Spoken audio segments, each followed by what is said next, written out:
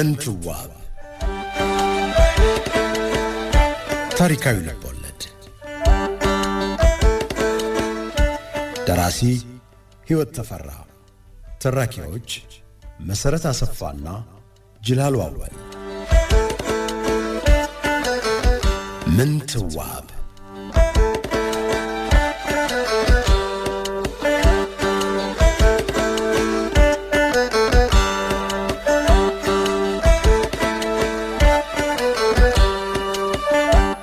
ምንትዋብ በሕይወት ተፈራ የተደረሰ ታሪካዊ ልቦለድ መጽሐፉ ከብዙ ዓመታት በፊት የነበረን የኢትዮጵያን ታሪክ፣ ስነ ጥበብ፣ ሃይማኖትና ፍቅርን ቀንጭቦ ያሳያል።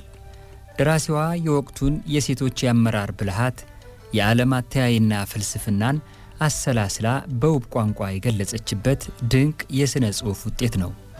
አንባቢ የዘመኑን አኗኗር በዓይነ ሕሊናው እንዲያይ፣ የሥነ ጥበብ ችሎታን እንዲያደንቅ ብሎም በስፍራው እንዲገኝ የማድረግ አቅም ያለው ሥራ ነው። ምንትዋብ መካከለኛው ዘመንን ፍንትው አድርጎ ያሳያል። ያኔን ከዛሬ ያስተሳሰረ የፈጠራ ውጤት መሆኑ በጥበብ ሙያተኞች ዘንድ አድናቆት ተችሮታል። ጸሐፊዋንም እጅ ሻይስነፍ ብዕር ሻይታጠፍ አስብሏል። ምንትዋብ ታሪካዊ ልቦለድ ትረካ ክፍል 1 እንዲህ ይጀምራል።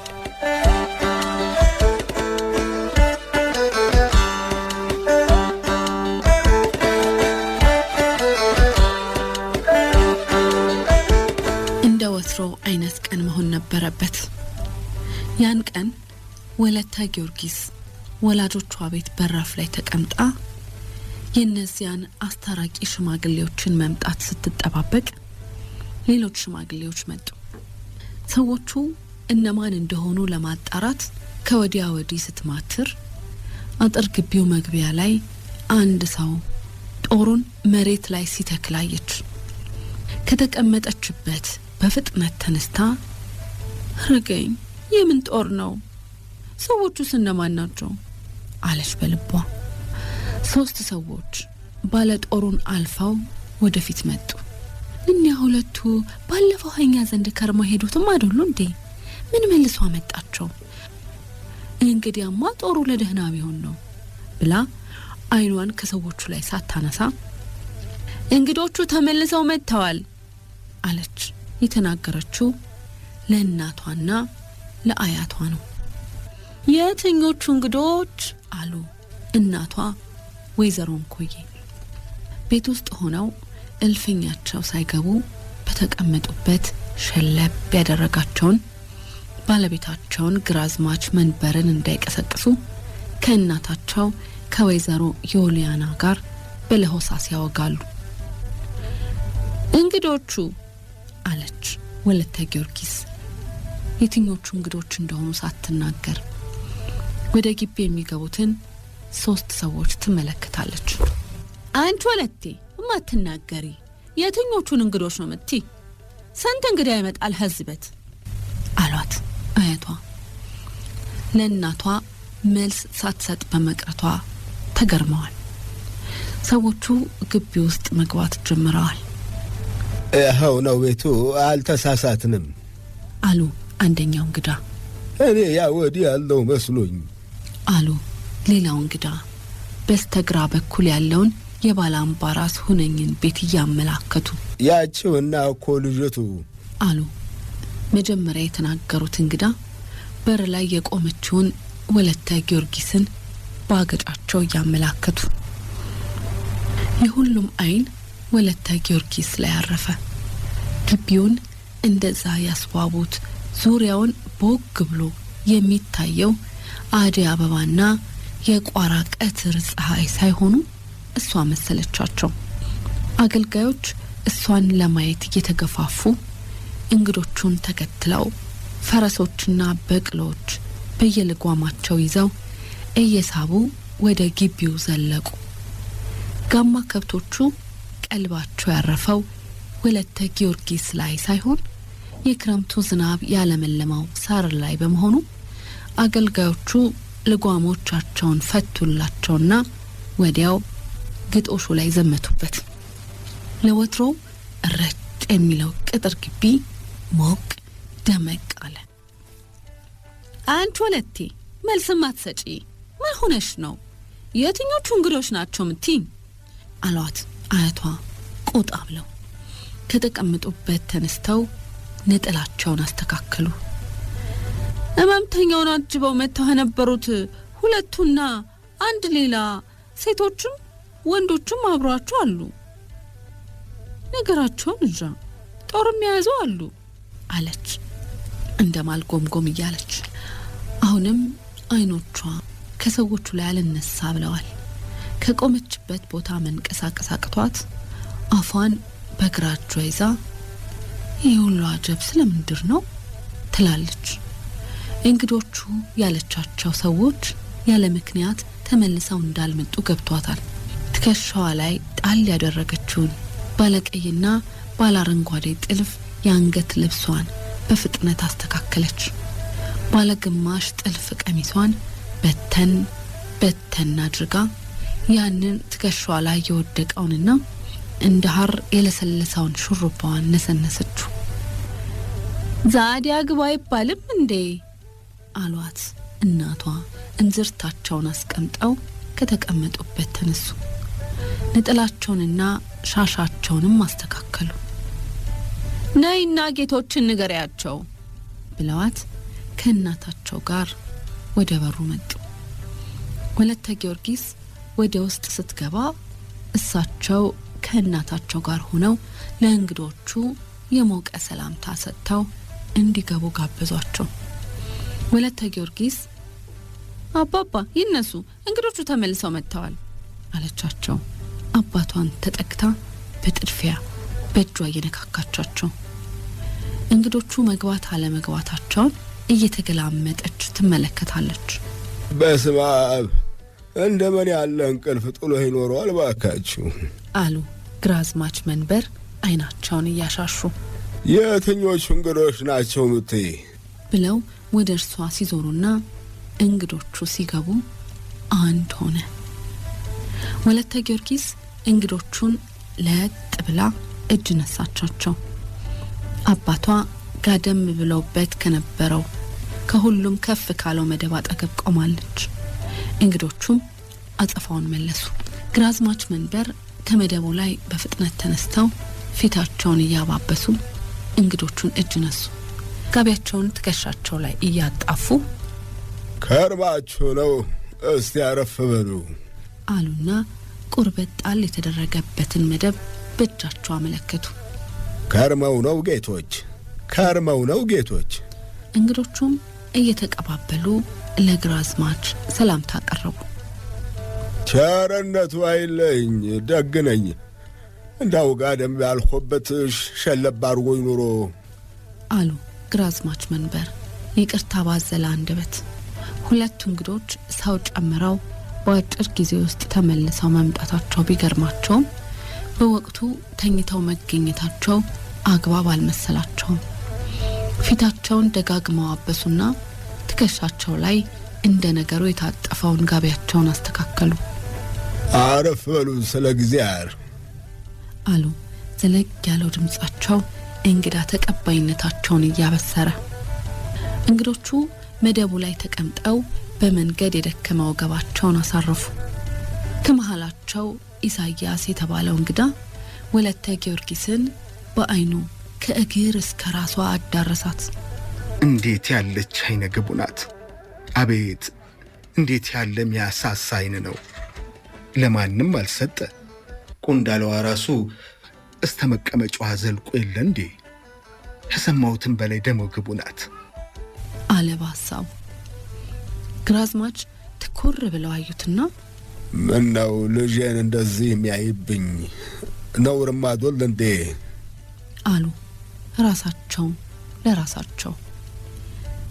አረገኝ ሰውየው አይኑን ተከለብኝሳ አለች ወለተ ጊዮርጊስም። ቀደም ብላ አንድ ሌላ ሰው ያለችው እሱን ነበር።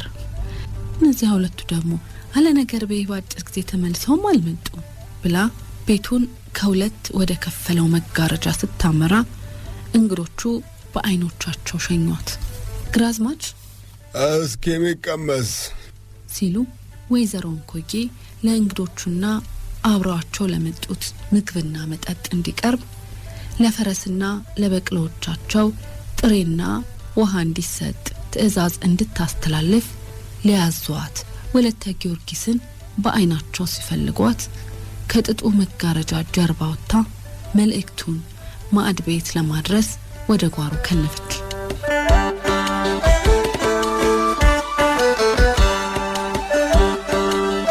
ወሬ እንዳያመልጣት በፍጥነት ተመልሳ ከመጋረጃው በስተጀርባ የእንጨት ዶካ ላይ ተቀመጠች። ከግርዶሹ ኋላ ጨለም ያለ በመሆኑ በቀላሉ እንደማትታይ ጠንቅቃ ታውቃለች። እሳቸው በረቱ ይሆን መንገድ ሽለው ሄደው ይሆን እያልን አሰብነ ሲሉ ሰማቻቸው አባቷን። እናቷና አያቷም የሁለቱ ሰዎች ተመልሰው መምጣት ቢገርማቸውም እነሱም ስለ ሰውየው ጤንነት አጥብቀው ጠየቁ። ክብሩ ይስፋ ደህና ናቸው። እድሜ ለእናንተ በወግ አስታመማቸዋቸው። ተክልዬ ምላሹን ይስጣችሁ፣ ወሮታችሁን ይክፈላችሁ አለ ኢሳያስ። ምላሹን ይስጧችሁና ወሮታችሁን ይክፈሏችሁ የሚሉትን ቃላት ጠበቅ አድርጎ ወለተ ጊዮርጊስ ዛዲያ ሰውየው ማን ናቸው? ስምም የላቸው? እዚህ እኛ ዘንድ ያን ያህል ጊዜ ተቀምጠው ማን መሆናቸውን እንኳ ሳይናገሩ ወደል እንደሄዱ እንዴ? እስተመቼ ነው የሳቸው ማንነት የሚደበቅ? ለምን ነው የሚሸሸጉ? ደሞስ እነዚህ ሁለቱ ለምን ነው ሰዎች ጨምረው የተመለሱ? እያለች አውጠነጠነች። ነገሩ ሁሉ እንቆቅልሽ ሆነባት። ኢሳያስ ሲናገር አንድ አይኗን በመጋረጃው መጋጠሚያ አጮልቃ ማየትና ማዳመጥ ቀጠለች። እሳቸውም አለ ኢሳያስ የሰውየውን ማንነት ሳይገልጽ ወደ ግራዝማች እየተመለከተ፣ እሳቸውም እርሶ ዘንድ መልእክት እንድናደርስ ልከውናል አለና በር ላይ አደግድጎ የቆመውን አሳላፊ ማሙዬ በልና ያንን ዕቃ አምጣ በለው አለው። ወለተ ጊዮርጊስ ይሰጥ ለማምጣት ነው እንደመጡ ብላ በመገረም ስትመለከት ማሙዬ ገብቶ ግራዝማችን ለጥ ብሎ እጅ ነሳና የቆዳ ጥቅል እግራቸው ስራ ኖረ። ኢሳያስ ጥቅሉን እንዲፈታ ሲያዘው ቀልጠፍ ብሎ ፈታው። ግራዝማች ከዚህ ቀደም አይተውት የማያውቁት አይነት የሀገረ ህንድ ስጋጃ እግራቸው ስር ተንከባለለ። ደንዳና ሰውነታቸው ሳያግዳቸው ከተቀመጡበት ብድግ አሉ። እጆቻቸውን ዘርግተው እንዴ ምን ስላረኩ ነው የሁሉ? ስንኳንም እሳቸው ዳኑ እንጂ አረ ተገቢም አይደል? ቤት እኮ የአብርሃሙ ስላሴ ነው እያሉ ወተወቱ። ለእንግዳ ተቀባይነቱ ያንኑ ሁሉ ሰው እንደዛ አድርገው ተቀብለው ልጇን ብትሆን ሌት ተቀን እሳቸውን አስታማ አሉ አንደኛው እንግዳ። ወለተ ጊዮርጊስ ዛዲያ ለኔስ የሚሰጥ መጥቶልኛል ብላ ገጽታዋ ፈካ። አባቷ ራሳቸውን እየነቀነቁ አዲሱን ስጋጃ ተኩረው ተመለከቱና ተገቢም አይደል ብለው ተመልሰው መደቡ ላይ ተቀመጡ። ባለቤታቸው ወይዘሮ እንኮይም ለምን ነው ይሄ ሁሉ? ቁስቋም ማርያም ታክብርልን እያሉ ከተቀመጡበት ተነስተው እጅ ነሱ። ኢሳያስ ያንኛውን ደግሞ አምጣ አለው ማሙዬን። ማሙዬ የቆዳ ጥቅል ይዞ ሲመጣ ኢሳያስ እሳቸው ብሎ በእጁ ወደ ወይዘሮ ዮሊያና ሲያመለክተው ጥቅሉ ሲፈታ ተመሳሳይ ስጋጃ ከብለል ላለ። ኧረ በቁስቋሟ እኔ ደግሞ ምን ስላረኩ ነው? ኧረ አይገባም ካሉ በኋላ ስጋጃውን ጥቂት በጥሞና አስተውለው ቁስቋም ታክብርልኛ እንግዲህ አሉና ምን ስላረኩ ነው አሉ። ምን ስላረኩ ነው አሉ? ያንን ሁሉ እንግዳ እንደዛ አስተናግደው አሉ አንደኛው እንግዳ በእጃቸው የመስተንግዶውን ትልቅነት ለማሳየት እየሞከሩ። ዝምድና ማተረፍነ አሉና ወይዘሮ እንኮዬን አየት አደረጉ። ደርባባዋ እንኮዬ ዝምድናውማ የበለጠ ነው፣ ብቻ እንደው ይሄ ሁሉ አይገባም ነበር እንጂ አሉና እንግዶቹን ለማስተናገድ ወጥተው ወደ ማዕድ ቤት ሄዱ። እንብዛም ሳይቆይ አገልጋይ የእጁ አምጥቶ የእንጨት ማስታጠቢያ ሳህን ላይ እንግዶቹን አስታጠበ። በየአይነቱ ምግብ በመሶብ ተሰየመ። እንግዶቹ መሶብ ዙሪያ ተቀምጠው አንዴ ግራዝማች፣ ሌላ ጊዜ እንኮዬ እንዲሁም ዮልያናን እየደጋገሙ መቼም እንደ ነገሩ ነው በሞቴ ብሉ እስቲ ከማለት በስተቀር ሁሉም በዝምታ በልተው ጨረሱ። ገበታ ከፍ ብሎ የእጇ ቀረበ። እንግዶቹ ግን የመጡበትን ጉዳይ ለመናገር ዝግጁ አልመሰሉ። የነግራዝማች ልብ ለምን እንደመጡ ለማወቅ መንጠልጠሉንም አላስተዋሉ። ጠላው አናት ባናት እየተቀዳ ጨዋታ ደርቶ ከመንገድ የገቡ ሳይሆን እዛው ሲጨዋወቱ የከረሙ መሰሉ። ጭራሽ ለጨዋታ የመጡ እንጂ ጉዳይ የቀራቸው አልመስላሉ። ወለተ ጊዮርጊስ ወሬ እንዳያመልጣት ምሳ ለመብላት እንኳን ፈቃደኛ አልሆነች። ከሰዎቹ ምንም ጭብጥ ያለው ነገር ስላልሰማችና ወላጆቿና አያቷ ጋር የሷን እጅ ጥያቄዎች በየጊዜው መጉረፋቸው ሰዎቹ ለዚህ ጉዳይ ነው የመጡት ብላ ገመተች። እጇን ጠያቂ ሽማግሌ በመጣ ቁጥር ነፍስና ስጋዋ ይላቀቃል። ጊዜ ያጓጉል ነገር ነው። 16 ዓመት ሆኗታል። አባቷ ተስፋቸው ሟምቶ ለሌላ ሊደሯት ይችላሉ። እሷ የሽማግሌዎቹ ቁርጥ ሳይታወቅ ከጥላዬ ሌላ ለማንም እንድትሰጥ አትፈልግም። ብቻ አባባ ለዚህ ትኩር ብሎ ሲያይ ለነበረው ሰውዬ እንዳይሰጡኝ አለች። ኢሳያስን እያየች ተጨነቀች፣ ተጠበበች። ብረሪ አላት። ከጥላዬ ጋር ተያይዘን እንጠፋለን እንጂ እሱን አላገባም አለች። እሷ ይህንን ስታሰላስል አባቷ አላስችል ብሏቸው እንግዶቹ ተመልሰው የመጡበትን ምክንያት በዘዴ ለማወቅ ሀጎንደር ነው ከሌላ ነው የመጣችው ሲሉ ጠየቁ። የወለተ ጊዮርጊስ ጆሮች ተነቃቁ። ሀጎንደር ነው የመጣን አለ ኢሳያስ ትንሽ ካመነታ በኋላ። እንግዲህ እንንገሮ እንጂ አለና አብሮት የመጡትን ተመለከተ። የተግባቡ መሰለው። ፊቱን ወደ ግራዝማች መልሶ ፈገግ አለ። አይናቸውን እያየ ግራማች የዛን ዕለቱ መምተኛ እኮ ንጉሡ ራሳቸው አጤ በካፋ ነበሩ አላቸው። ግራዝማች ከመደቡ ላይ ተወርውረው ተነሱና በወፍታው አሉ። ሰንበት የሚሳለሙበትንና በየዓመቱ የሚዘክሩትን ደብራቸውን ወፍታ ጊዮርጊስን ጠርተው ራሳቸውን በሁለት እጆቻቸው ይዘው ጃኑ ሆይ ራሳቸው እኛ እንደዋዛ እዚህ ተኝተው የነበሩት አሉ። ተቀምጠውበት የነበረውን መደብ በሌባ ጣታቸው እያመላከቱ ግራዝማች በህመምና በሐዘን ምክንያት የንጉሠ ነገሥቱ የንግስ ስርዓት በተከበረበት ወቅትና በበዓል ጊዜ ንጉሠ ነገሥቱን በአይን ለማየት እድል አግኝተው አያውቁም ነበርና ንጉሠ ነገሥቱን ባለማወቃቸው አዝነው ራሳቸውን ነቀነቁ። ምነዋ እንደዚህ ጉር ትሰሩኝ? እንዲያው እንዴት ያለ ፌዝ ነው የምትነግሩኝ? እንዳው በወፍታው ምን ጉድ ነው የምትነግሩኝ? እያሉ ራሳቸውን በሁለት እጆቻቸው እንደያዙ ቆመው ቀሩ። ሰውነታቸው ብርክ እንደያዘው ተንቀጠቀጠ። ትከሻቸው ላይ ያጣፉት ጋቢ ወርዶ መሬት ነካ። የተነገራቸው ቀልድ መሆኑን የሚያረጋግጥላቸው የፈለጉ ይመስል አይኖቻቸውን ከአንዱ እንግዳ ወደ ሌላው አፈራረቁ። እንግዶቹ በሁኔታው ተደናገጡ። እንኮዬ የባላቸውን እንባ ተመለከቱ። ተነስተው ጋቢያቸውን ሊያስተካክሉላቸው ፈልገው መነሳት አቃታቸው። በተከልዬ ይቀመጡ ግራማች አላቸው ኢሳያስ ሁኔታቸው አስደንግጦት። ግራዝማች ራሳቸውን እየነቀነቁ ለመራመድ አቅም እንዳነሳቸው ሁሉ ጋቢያቸውን ሰብሰብ አድርገው ቆም አሉና ጉልበታቸው የከዳቸው ይመስል በሁለት እጃቸው ደግፈውት ተመልሰው መደቡ ላይ ተቀመጡ። የሚሉትን ቀርቶ የሚያስቡትን ማወቅ ተስኗቸው ግንባራቸውን ኮምተር አድርገው አይኖቻቸውን መሬት የተነጠፈው አጎዛ ላይ ተክለው ቀሩ።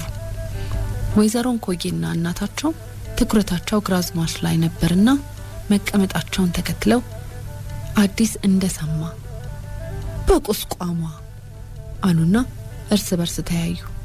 ወለተ ጊዮርጊስም በቁስቋሟ ብላ አሞተረች።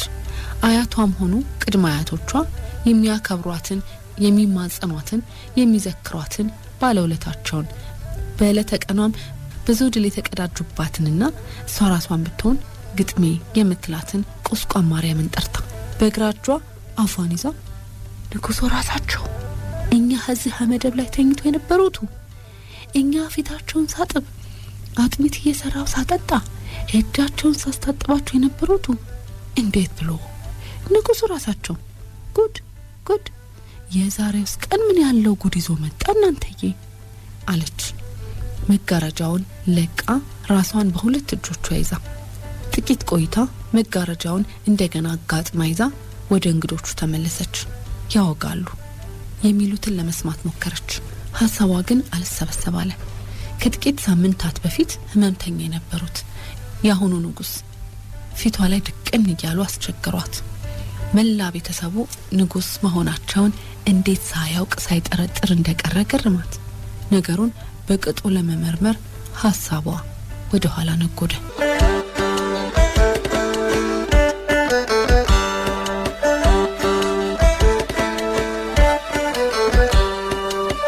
እንግዶቹ ታዲያ ምን እግር ጣላቸው? ንጉሡስ ምን ፈልገው ይሆን ይህን ሁሉ እጅ መንሻ መላካቸው? ክፍል 2 ምላሽ ይሰጠን ይሆናል። ለነገ ቀጠሮ እንያዝ። አድማጮቻችን ለነበረን ቆይታ ከልብ እናመሰግናለን።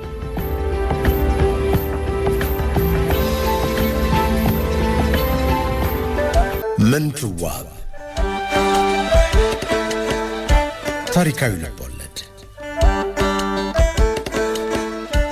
ደራሲ ሕይወት ተፈራ፣ ተራኪዎች መሰረት አሰፋና ጅላሉ አወል። ምንትዋብ